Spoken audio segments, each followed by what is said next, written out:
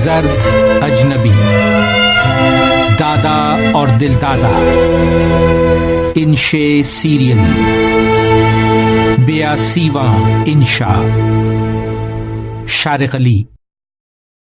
تیز قدم لیکن مہذب اطمینان لیے مسافر، اور اسٹیشن سے زیادہ شاپنگ مال کا سا سما، بیچ سے گزرتا راستہ اور دونوں جانب دکانیں اور ریستوران، کافی کی تیز مہک، شیشوں سے دکھائی دیتے مختلف شکلوں اور رنگوں کے کیک، کوکیز اور دیگر لوازمات کے پیچھے خوش لباس، خوش اخلاق گاہک نمٹاتے دکاندار۔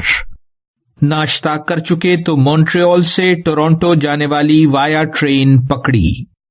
انکل پٹیل کینیڈا کا ذکر کر رہے تھے، بولے 5 گھنٹے کا سفر لیکن نشستیں بہت آرام دہ۔ ٹرین چلی تو ٹرالی کھینچتے ایک صاحب نے کھانے پینے کی چیزیں لیے چکر لگایا۔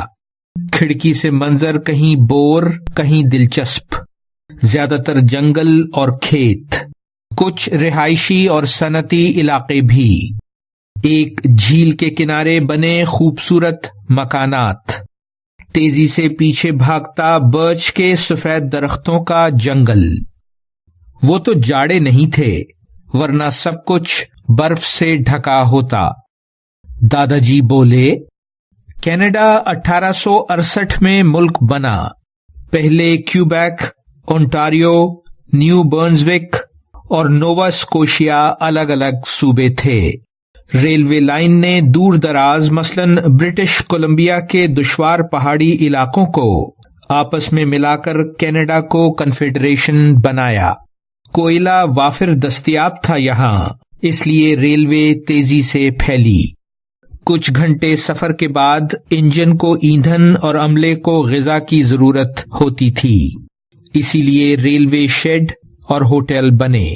لوگ آباد ہوئے تو ارد گرد کھیتی باڑی شروع کی۔ گویا ریل شہروں تک نہیں بلکہ آبادیاں ریل کے ارد گرد قائم ہوئیں کینیڈا میں۔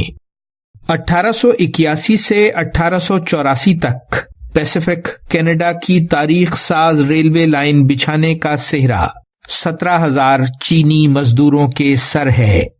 ان کی اجرت $1 یومیہ تھی، اور کھانے اور لباس کا انتظام بھی خود ان کے ذمے، جبکہ سفید فام مزدور $2 روز اور سہولتیں مفت پاتے تھے۔ ہر مشکل کام چینیوں سے کروایا جاتا۔ صرف چاولوں اور سوکھی سیلمن کھا کر زندہ اور جڑی بوٹیوں سے اپنا علاج کر لینے والوں نے عارضی خیموں کے باہر آگ جلا کر کینیڈا کی سردی کا مقابلہ اور مسلسل کام کیا۔ سرنگوں کے ڈائنامائٹ دھماکوں اور دشوار پلوں اور غذائی محرومی کی بیماری اسکروی سے انگنت چینی مزدور مارے گئے۔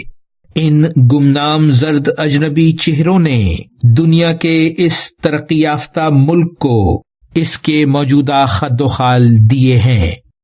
میں نے پوچھا، کیا دنیا بھر میں ریل کی پٹریوں کی چوڑائی ایک جیسی ہوتی ہے؟ یعنی آپا بولی، بالکل، ہر جگہ 1435 ملی میٹر چوڑی۔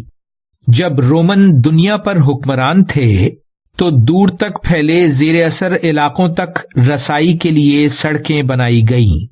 سڑکوں کا رومن چیریٹ کے پہیوں کی چوڑائی کے مطابق ہونا ضروری تھا۔ ریل کے موجد جارج اسٹیفنسن نے پہلی ریلوے لائن تعمیر کی تو رومن چیریٹ کی یہ چوڑائی برقرار رکھی۔ پھر یہ ایک عالمی اصول بن گیا۔